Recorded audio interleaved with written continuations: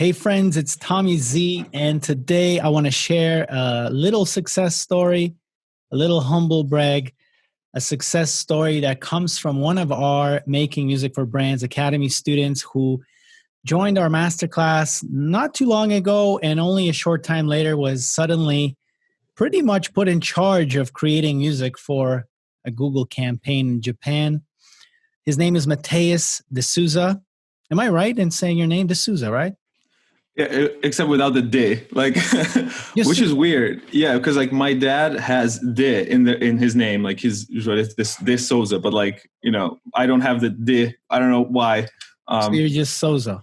Yeah, just Souza. Matheus Souza. Yeah. So you're somebody who actually struck me like from the very beginning as somebody who is a pretty serious musician, craftsperson.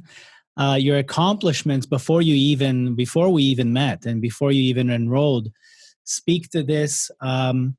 So that's sort of the impression I got from you. Someone who's diligent, reliable, but at the same time, you're also light, easy on your feet. You have an upbeat attitude. You're a sunny guy, generally speaking, but you're still serious about putting in serious work. And that's a really great DNA to have in our business, and to be easy, but at the same time be effective. So we're going to chat to Matheus today about this little adventure that we had with the Google campaign. And you're a violinist. And even though you're a young man, you've already got a doctorate in musical arts. So that's pretty impressive. I should call you Dr. Souza, right? Sure, yeah. Then yeah. I'll prescribe you music for your life, for your healing. When it hits, you feel no pain, right? Yeah, that's true. So you joined Making Music for Brands, our academy, to discover, I guess, different ways of looking at your career as a musician in this brave new world. And you had a really low expectation at the beginning, basically thinking about the refund policy, right? And being able to fall back on it if nothing. That's what you told me, right? When you were thinking of enrolling? Yeah, I mean, I'm not going to deny it. It's interesting how, like, in a way, my story is kind of like the opposite of yours, where it was just like, my whole life I have been pursuing music. And to some level, I always knew that music would play some very important part in my life. After the pandemic hit in March, and like all of my performances were canceled, all of of the tours, everything. Then I was at a point that I was seriously considering changing careers. So, I was like looking into IT positions or anything, things like that. At the same time, with as you may imagine, quite a bit of pain in my heart, because also like like my parents, for example, they invested a great deal in me to be able to like leave Brazil and start undergrad in the United States, and which like allowed me to then move on to grad school on my own here. But like just kind of like there was like a little bit of feeling of disappointment. It was just like, wow, like they were like counting on me to make this work, and like all these years have passed, and I don't have much to show for it. So then, I was like, at this point, that's probably being harsh on yourself, because even when you enrolled and I saw your credentials, I mean, you've already had some credits. You've played violin on all these video games that everybody knows. So it's not as if you were wasting your time. It's just that you basically came up against a harsh reality of this black swan being the pandemic, for instance. And even though it was already difficult to make music as a musician, now on top of that, we have any gigging musician totally prevented from playing live. No, yeah, you're right. Saying that I have nothing to show for it, maybe a little, like maybe the wrong choice of words, but I think what I was meaning, you felt heavy about heavy, and I thought what I was meaning is also just like I've had like the honor and awesome opportunities to record for a few awesome projects and things like that. But it was, it was nothing that was consistent enough that I could have been like, oh, okay, I think I have figured, a career out, basically, Yeah. So, I mean, you basically end up living like, well, I'm basically like always just saving as much money as I can because I don't know when like the next gig is going to come in. And, so that part of like, trying to reach out systematically and maintain relationships, like that was like lacking a lot, and I was never trained for that, anywhere. Isn't that amazing that like, even though you have a doctorate in musical arts, and even though like all these people graduate with fancy degrees from fancy schools, the cold truth is they don't actually teach you how to put your education to practical use in this economy, like as a musician. Yes, absolutely. Yep. I find many that years of school. bewildering. That like, what good is all your knowledge if it's not applicable in a way that can actually sustain you and help you to practice this knowledge? Yeah, and definitely it ends up not reaching as many people as it could. And, so Okay. that part. So then you come across this masterclass, and here I am probably on Instagram or some Facebook ad. Yeah. So here's a funny thing, right? So all of social media, like right, Facebook and Instagram, all of that, like they all know that I like learning and I do music, right? So like I always get these ads of like people selling their classes, like, come learn music production, come learn this and that and blah, blah, blah. And also like, I've also like taken many classes like on platforms like Coursera and things like that of like, oh, I'm going to take this improv class. I'm going to take this and that. Like, I'm going to learn Ableton. Like, why not? Right. Like, especially like if they're free, sure. And then I was like scrolling through Instagram and I saw an ad for your class. And it just so happened that my wife was next to me. And then my wife was just like, whoa, like, why are you scrolling through this ad? Like, it looks like something like, this looks like something interesting. Like, don't you want to see what it is about?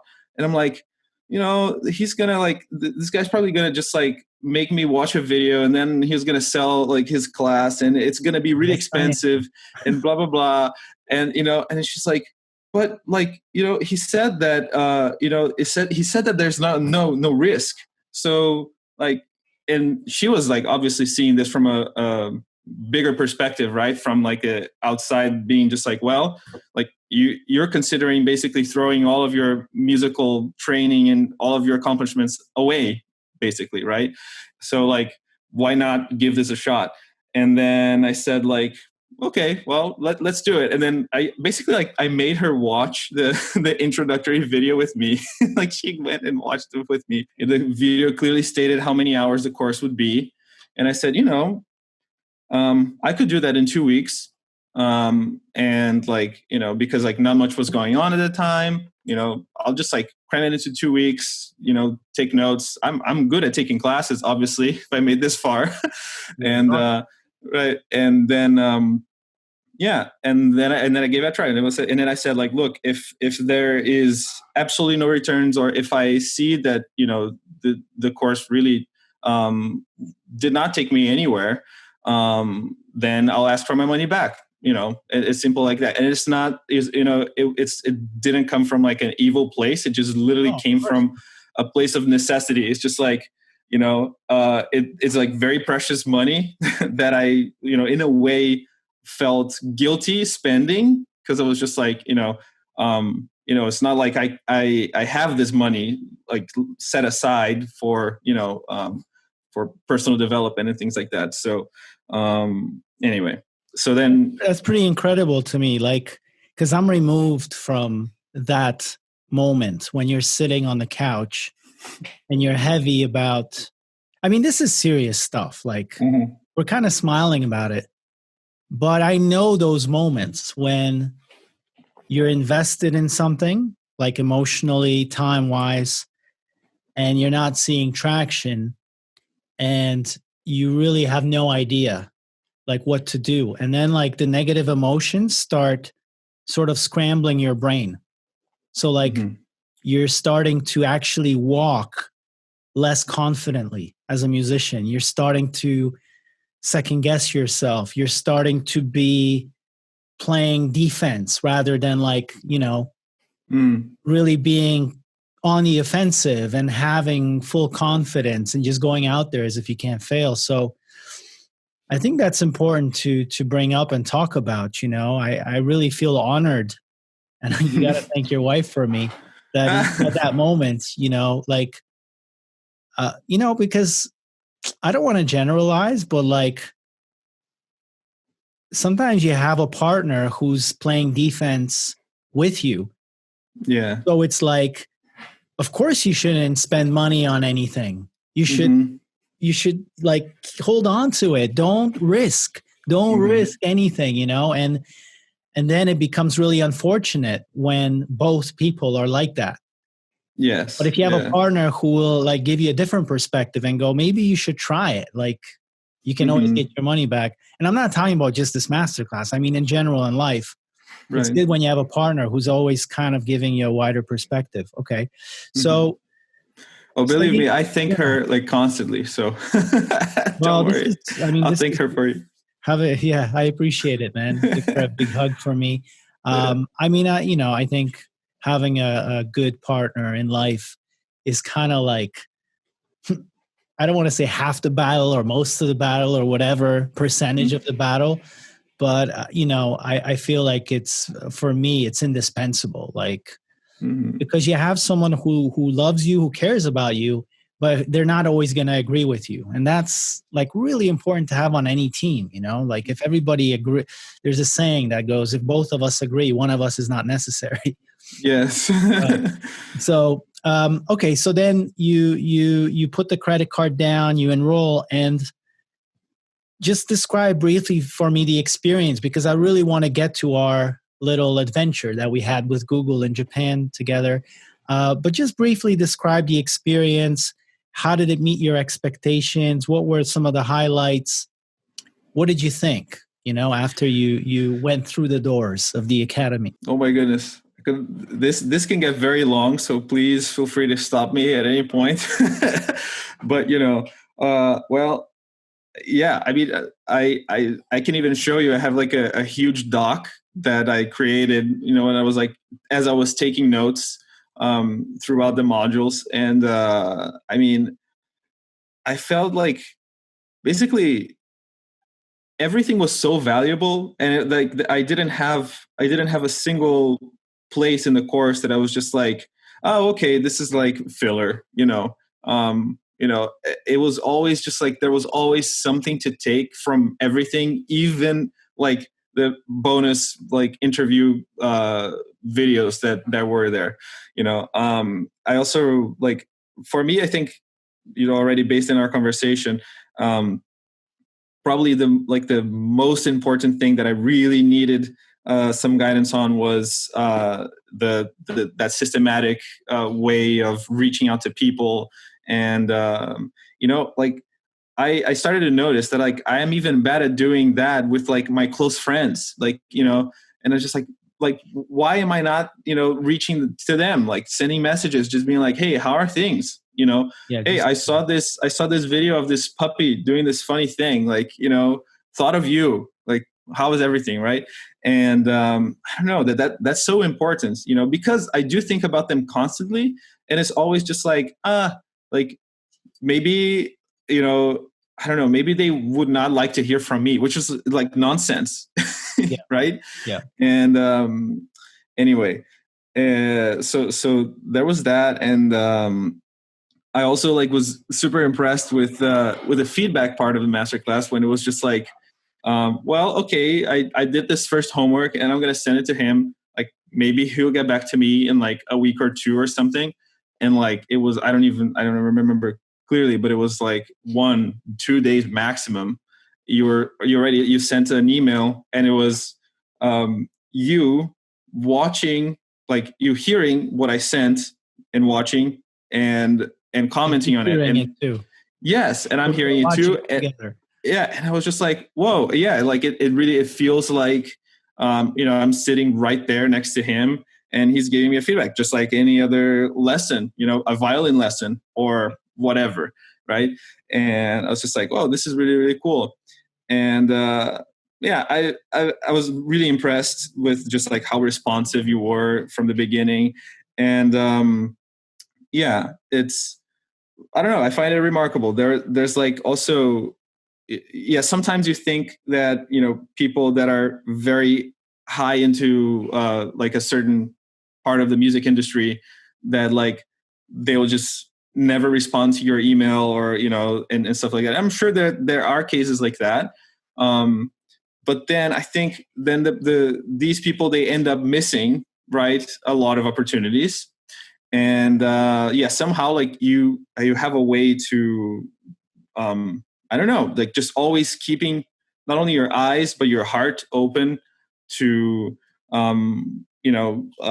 folks like me. I'm always on the lookout for great humans. And I mean, I just love dealing with smart folks who are interesting, who are really good at something. And I love teaching. And like it reminded me of actually like of Glenn Dictorow, who was the concertmaster of New York Phil for 20 something years, and when I was considering schools for grad school, this was advice that my professor from undergrad gave me. She said, like, look, you should reach out to, the biggest names, like, get names of stars, reach out to them, and just see if you can schedule a lesson with them. Right. Yeah. And then one of the people I had in my list was, I was in the middle of nowhere in Missouri in the United States. Right. And I was just like, well, I'm going to apply for some schools on the East Coast. Well, if I'm already traveling there to try to meet people once, then, might as well try to make it big. Right. So, and then I remember like this feeling of like, well, I'm going to email Glenn Dictorow. Because why not? Right. And then like, it turned out that like he replied to me. It was not even like the same day or like the next day he replied to me, and I was just like, what is happening? And like, all he did was like, he asked for a video of me playing just so before he could agree to give me a lesson or not. I was like, yeah, that's totally reasonable, and I sent one to him, and he said like, yeah, I'll be happy to give you a lesson, shoot me an email closer to the date when you're coming, because my schedule, and was able to schedule a lesson with him, which was amazing, Isn't it amazing how we underestimate in our mind like what could happen and therefore not take action? The funny thing is that at that level that you're talking about, they're probably getting less emails than at lower levels. Like, people on lower levels are getting the emails because everyone thinks, well, they're not that famous, so they'll answer. Yeah, so guys like the guy you just mentioned, who I don't even know, he's probably like, wondering like, or I don't know, maybe he gets a lot of emails. Mm-hmm. But I heard it said once that, and I believe in this very strongly, go to the top. Like, go to the top. If you belong there, reality will verify you at each level of the video game. Mm-hmm. And it might be that you reach level 8 by accident, and then it turns out that you lose all your lives very quickly, and you realize you got to go back to level 6 or 7, power up, and then return. But most of the time, I find like the higher I go, the more reality shows me that I belong there. So my work is actually better the higher I go. And the lower I go, the more things get confusing and scrambled, because I'm trying to appeal to somebody who is like level 4, and I'm supposed to be going to level 7. And that's when reality is also like, that's when you feel screwed up also, when you're aiming below your capability or your standard. So, okay. So that's another thing that you did, is you reached out to me. You took advantage of it. A lot of people don't, as students in the masterclass. So then I got to basically understand who you are as a person. I watched this impressive array of video games that everybody knows that you've had your performances on as a violin player. And we talked about your plan, and you started to strike me as a person who's not just a violin player, but that was definitely one part of the plan, which is pitch yourself as this virtuoso guy who focuses on violin to music production companies who specialize in working on music for brands, because you shouldn't throw away the things that you've already gained. Like, don't erase that. Try to capitalize on it some way. So we identified that as one route. So then you build a website, which was very impressive. I think it's very impressive, and it'll do well for you. But then the second thing is, I'm always looking for those students who exhibit this kind of DNA that is way more than just a musician in the studio, but it's someone who can actually use their brain, their communication skills, their sensibility to go up a video game level and maybe deal with this world of music and brands as a music producer, rather than just a musician hoping for a gig from somebody. So I had that impression of you, and I was like, but it was all potential, you know? It's like all theory. It's like, yeah, it seems that way, but like, I didn't really have an idea yet of how you can get traction that way. And then I had this Google project land on my desk. And this was like very sudden, as it usually happens in our business. Suddenly, I don't remember the day, but I think it was just before the weekend, I get this project for Google Japan featuring these famous, apparently famous, because I don't know these athletes, but apparently they're famous athletes in Japan because they're playing in major leagues in the US. And there's like one of them that appeared in a very famous program, Terrace House. Like that's when I recognized one of them. It was just like, oh. so actually I have their names here. Rui Hachimura, who plays in the American basketball team. Kenta Maeda, who is a pitcher in baseball. Asuka Terada, who has a prosthetic leg, holds the Japanese record for 100 meters. Very interesting. And so this was like this very casual but fun and energetic compilation of them recording themselves and talking about, I guess, how they're preparing or how they're training during the lockdown. It's very charming, you know, like Google, colorful, charming, dynamic, interesting. And so they said, we need music for this. And they had two ideas for me. And they gave me a weekend to figure everything out. This is like, God bless the advertising industry. Thank you very much. One weekend to figure things out. Maybe it wasn't a weekend, but we'll get to it. One idea they had was like, just give us what you have already, existing archives. So we mined for existing archives, came up with 50 tracks, 50, sent it over. They're like, you know what? Yeah, there's some stuff we like, but really what we love is a direction, which is this classical piece by Schumann, which is like over 200 years old. And it's played by a quintet. Here is the recording. Can you do something like this?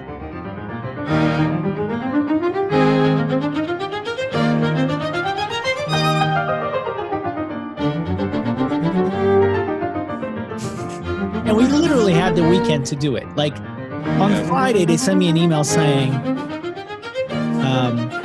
this is what we want to do.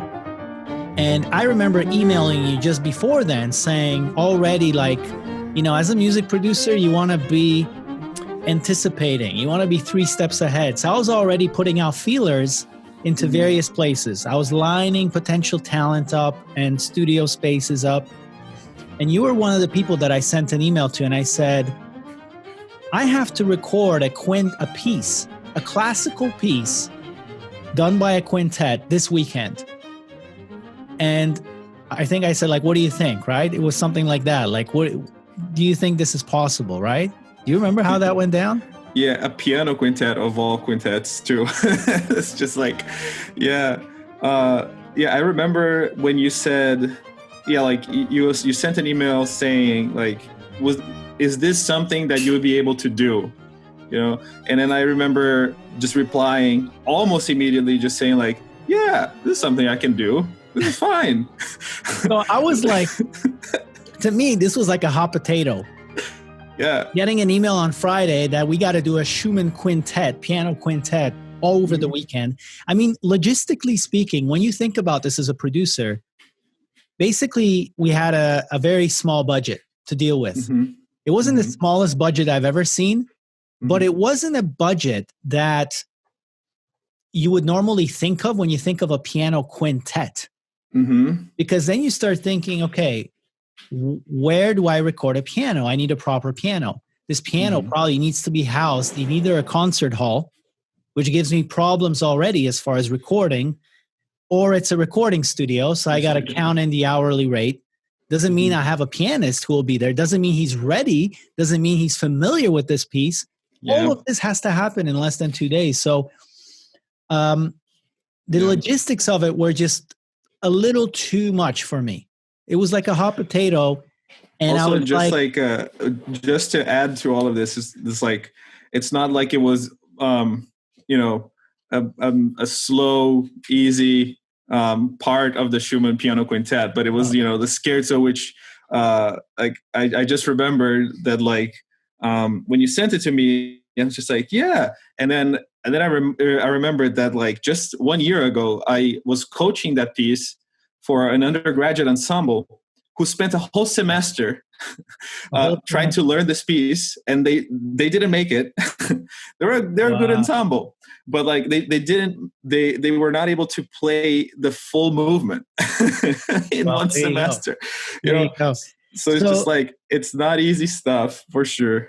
So, you know, the funny thing is, like, the first thing I did is I pulled the piece into Ableton, and there's a feature in Ableton where you can extract harmonies and melodies. And I was like, let me see if it takes this piece and makes some sense of it. Because there's a lot going on in the piece, right? But I'm like, maybe, just maybe, as a first try, what I'll do is strip the harmony and the melody and then finesse it with MIDI.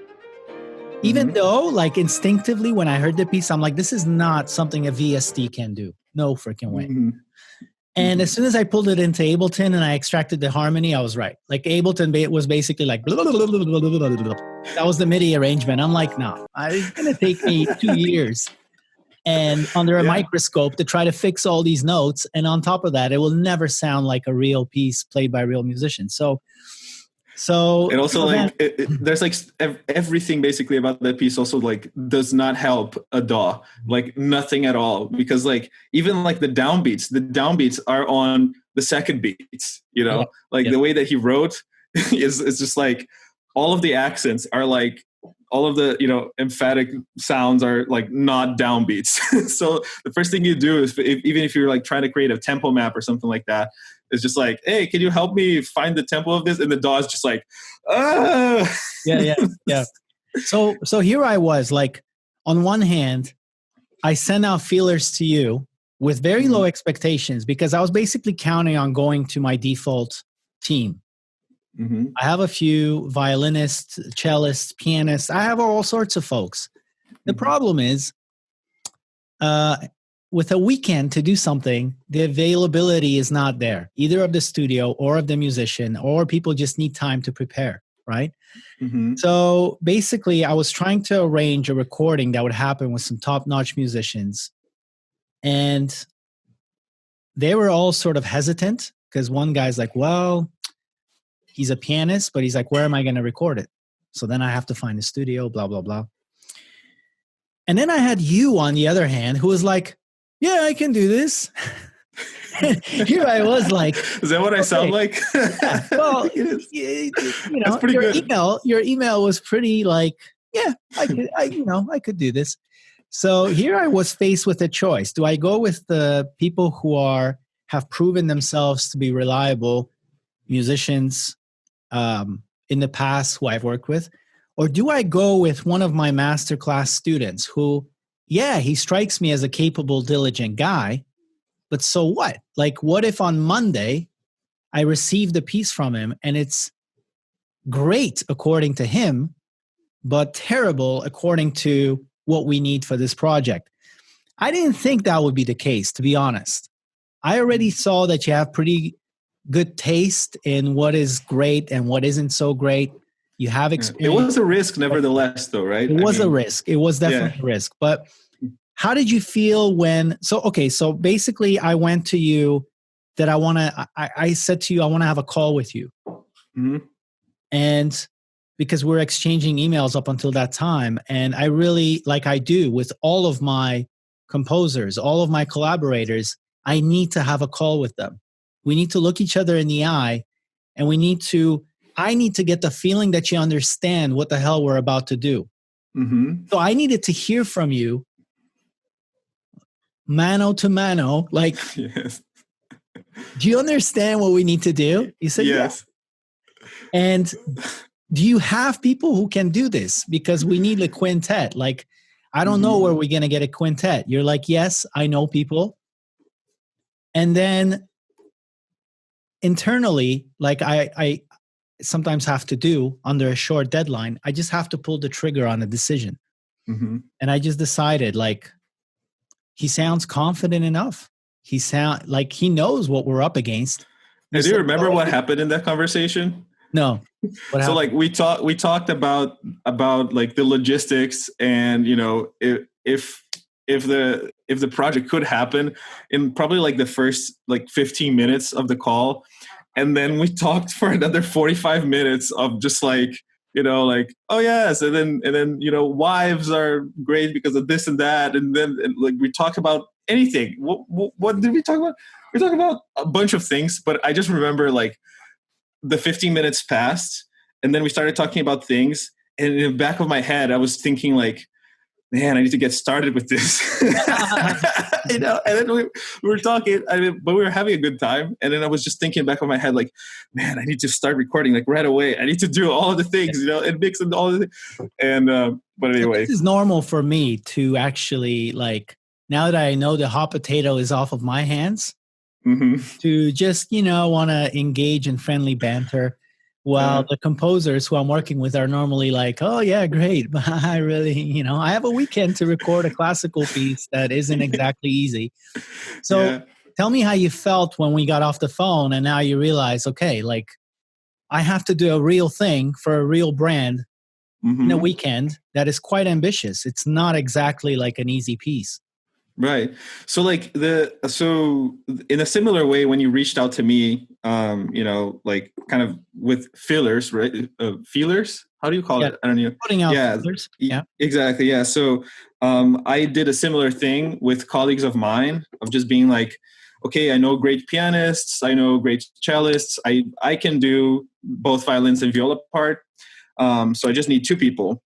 And then I was thinking like, who can record, who has access to a piano in a, not too terrible of a space that is also in tune, like all of these important things, right?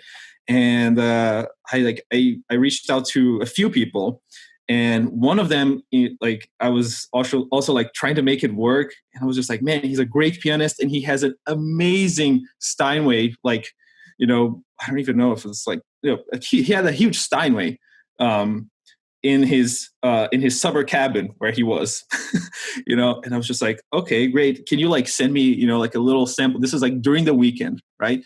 And then like he said like, oh, I have. I asked him like, what do you have to record with? And he said like, oh, I have an iPad and an iPhone. And I'm like, oh.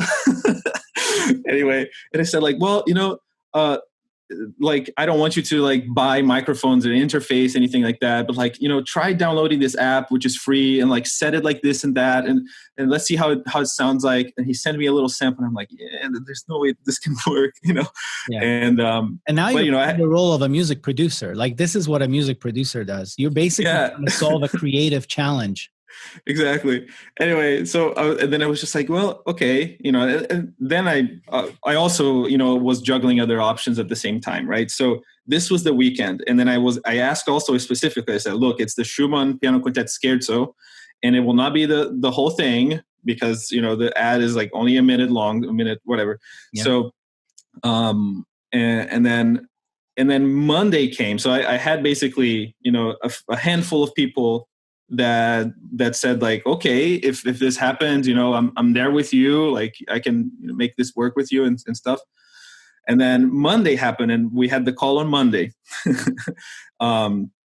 That was basically confirming like, okay, this is definitely happening. Okay, yeah. And then from that on, it was, like the sooner we could get the track done, the better, obviously, right? And I wanted to do it in under 24 hours. I wanted to do it like, because I know I could, so so Monday happened, and then we had the call, and I said, okay, like, let's do this. And I recorded my parts, and they started sounding nice. I would even like send snippets to the cellist and pianist, just be like, oh, this is gonna be cool, like check this out, and then they sent me their parts. Then I put it all together, did some automation to like balance levels and try to make us sound like we were in the same room. And then because the whole thing is like when you basically are asked to record a quintet, you start thinking, okay, I need to record like 5 people in the room playing this piece. But then it becomes a nightmare. Mm-hmm. And thanks to modern production technology, we don't have to put 5 people in a fancy recording studio and get them all to play harmoniously together, this difficult piece. We can do it piece by piece. And that's something that we spoke about when I called you. I'm like, we don't have to use a quintet, right? Like you can take care of, you can be 3 people in one, right? And you're like, yeah, I can play 3 parts. Then we just need a pianist and a cellist. So yeah, I remember now, like the weekend was a sort of a decision time for the client, which way they're going to go. And on Monday, the decision came, and on Wednesday I had to deliver. So it was still like less than 2. It was 2 days. It was basically like having the weekend to deliver the music. Yeah. So the first thing was that you basically sent me files, and you sent me files ahead of schedule. Like I think, when did you send me? Monday or Tuesday? Monday, like midnight or something. It's incredible. So Monday we said green light, let's do this thing. Same day you sent me the files. So imagine, and we're going to talk about the lessons to learn from this adventure, and timing is one of them. But basically, I was in a position now where I still had leeway and I still had room in case something was wrong before Wednesday. So Tuesday, for instance, to solve an emergency or to do revisions. But I got the files on Monday. I was really happy with them. I thought it was a beautiful solution. Like we basically did what we were asked to do.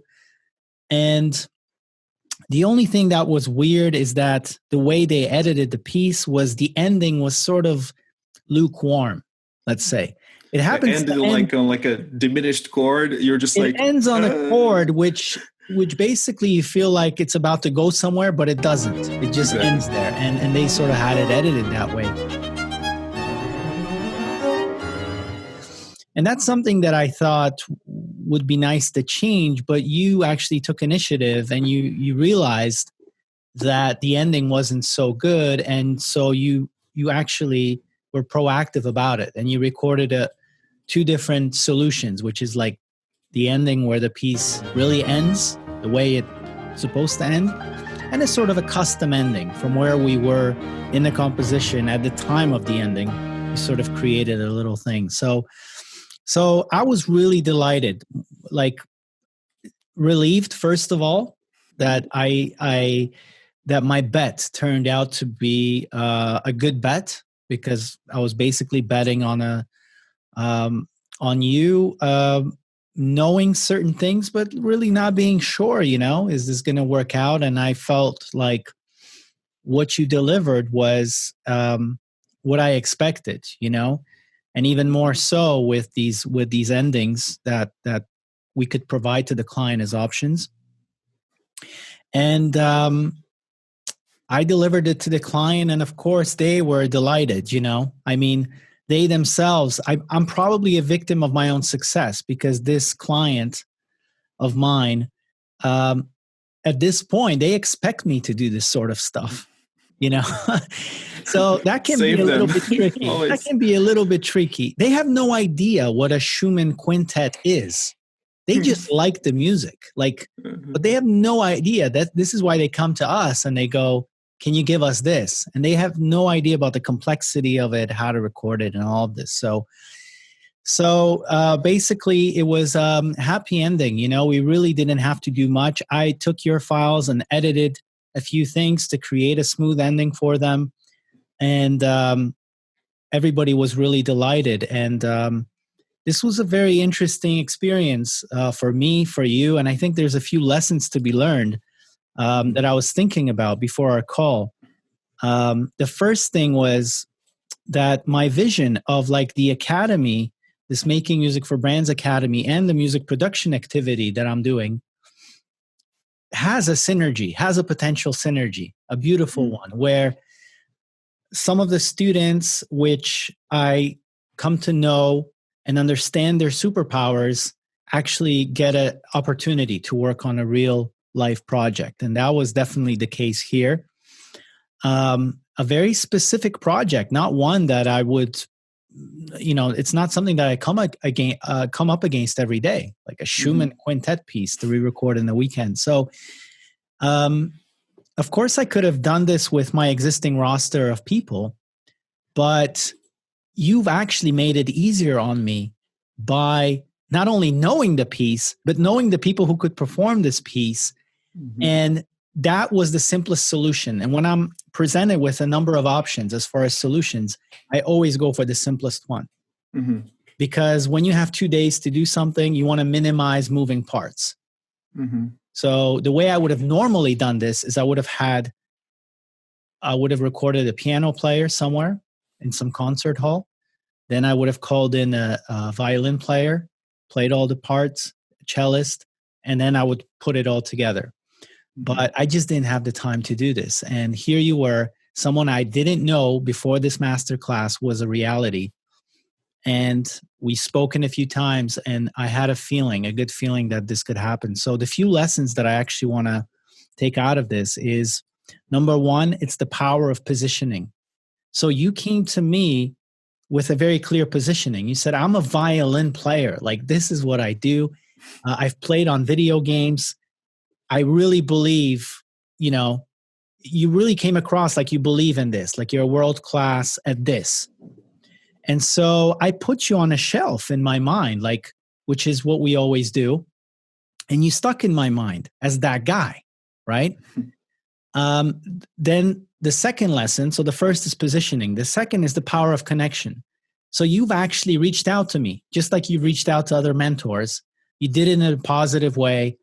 I liked your approach. I saw that you were somebody of substance, somebody who's serious, somebody who's probably going to be reliable if I hand them a task. The third lesson is the power of timing. So we have positioning. I know who you are. We have connection. You embedded yourself in my mind because of the way you reached out to me and the way you communicated. Number three is timing. All of this would have been nice, but we couldn't really get traction unless something landed on my desk at that particular time. And you see how all those factors now are coming together? I have a very specific problem to solve. Who comes to mind? This guy who stretches the meaning of violin playing, which is like literally what you say on your website, right? But like, you see how it's working? He's on top of mine because you had a very specific offering and I had a very specific problem. And it just so happened that the power of timing brought us together, right? And the power of short emails. And the power of short emails, really key. I also wrote down the power of opportunity. Now, when you get a shot in the business, don't think about it. Don't hesitate. You know, be like Matheus and just go, yes. Yes. Don't say yes if you don't feel ready for it. But don't think you're always going to be ready for it. Like you're always going to feel ready for it. Like you were nervous about it. We were talking, having a good time. But in the back of your mind, you're like, holy shit, I got a real thing to figure out here. But you said yes, you committed to it. And then you were trying to figure out afterwards, right? So power of opportunity, important. And the last one is power of relationship. So now that we've done this together, it's like two soldiers going to battle. Now our relationship is different. Before, it was based on good talk, good chat, potential. Potentially could be, yeah, could be. Seems like a great guy. Seems like he could deliver. But now, having gone through battle together, the relationship becomes something more firm because of real experience going through battle together. Like we have each other's back. Yeah. That's right. I can see what happens in reality when I leave you with a problem. Mm-hmm. You don't, it's like you were left with the problem and you delivered the solution. So those are the 5 things I would say from this experience. Power of positioning. I knew clearly who you were and what you're doing. The power of connection. You kept in touch with me in very short but compelling ways so that you kept on top of mine. Power of timing. I actually happened to have something which was compatible with your superpower. Opportunity, you said yes to the opportunity, not thinking about it. No, I don't know if I can do this, but just committing to solving the problem. And then the power of relationship, which is now that we actually went through battle together, we're different as soldiers. I know who you are as a soldier now. So next time I go to battle, I know who I can count on. So I'm curious actually to know, like, what did it feel like for you? You know, now that we've done this, now that we've handed it off to the client, they love it. I've invoiced them. You've invoiced me. Like, how do you feel? How do you look back on this? Well, I mean, first, I definitely look back. I look back at it from a point of gratitude because, like, as we were like discussing earlier, like no matter how much both of us talked and like chatted and like solidified a relationship, it was still a risk for you to basically delegate this project to me. And you know, like, I don't know, I just wanted to know how grateful I feel for the opportunity that you gave me to do this project. And number 2 is I love to solve problems. I come from a family, like my mom taught math, calculus her whole life. My dad is an engineer and my brother is an engineer. So it was just logical. I was like, well, I like computers, I like technology, and I like to solve problems. So you know, when you approached me with this project, I saw it as an exciting challenge, as an opportunity to solve problems and to help out someone who I was confident that I could help and that I really also wanted to help. So it was the combination of all those factors. And I think the result is the things that we talked about. Like I made a point to myself to deliver even sooner than expected and deliver more than just what was asked with the different endings and you know, and make little tweaks like that. But it's how you say in the chorus of over-delivering, right? And it was I think what strikes me the most is I think in a way I did over-deliver, but it didn't feel like a chore to over-deliver. It just felt like it was obviously that I was going to do that. You know, it was. Yeah, and that's like the conscience of a good craftsman. It's like, if I am to be honest, I would do this. In addition to what you asked me, it's like, I feel that it's only right to offer this as a solution when it's presenting itself as a solution to me as somebody watching this. And that's very true. Like, it shouldn't feel like a chore. It should feel like something you want to do. And I was happy also because I could do it. You know? Yeah. And that brings me great joy. It's like, well, you know, I know how to do this and I can do it and I have the equipment to do it. And, you know, it's all like joy, you know? Yeah. Well, I'm really glad that, you know, the universe sort of aligned in a way where our paths cross like this. But one saying that I feel is very true about luck, and I don't know who said it, but it totally defines the experience that you and I went through. And the saying is, luck is when preparation meets opportunity. Mm-hmm. And I feel like what happened here might be called luck by some people. And if it's defined that way, then yeah, it was luck. But two things were necessary in order for this luck to happen, which is the preparation. So all this time you've been working up to this moment.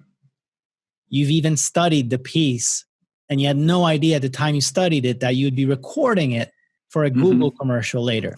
Yeah. So that's preparation. And the opportunity is that you were sitting on the couch feeling heavy with your wife. You saw the Instagram ad. And yeah, a lot of them are scams, schemes, or bullshit. But, you know, a lot of them are good too. I challenge people to like investigate. Yeah. If I seem honest to you through the ad, investigate. Write an email. Do a Google search. Not everybody is an asshole. Like, not everybody is a scammer. Which is also what you did with me. Like, it's also, you know, it's not like you're telling people to do something and then you do something else. Like this is exactly what you do. Yeah. You read an email that seems compelling and you know, something picks your attention in that email. Then you go and you investigate.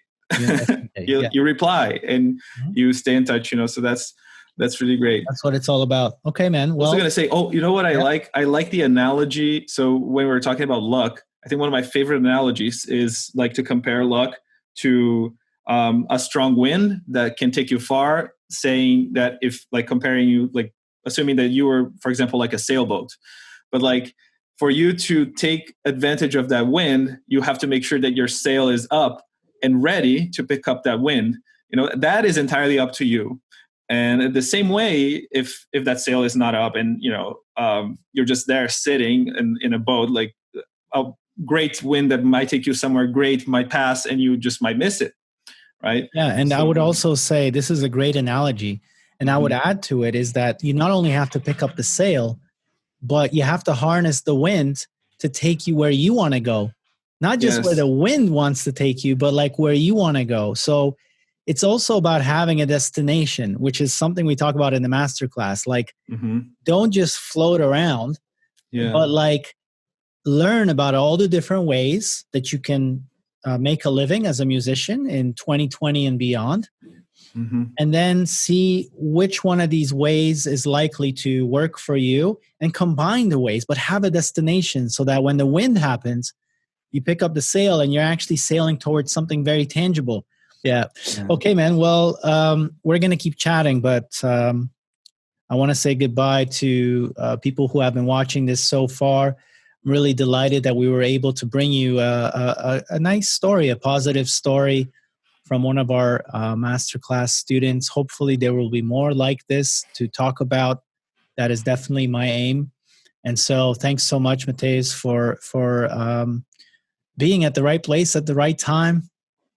Thank you for having me, and thank you for the opportunity. Yeah, man. And to everybody else, if you have questions, leave them in the comments below. If you have comments, please comment. And have yourselves a great day, and we'll see you later. Ciao.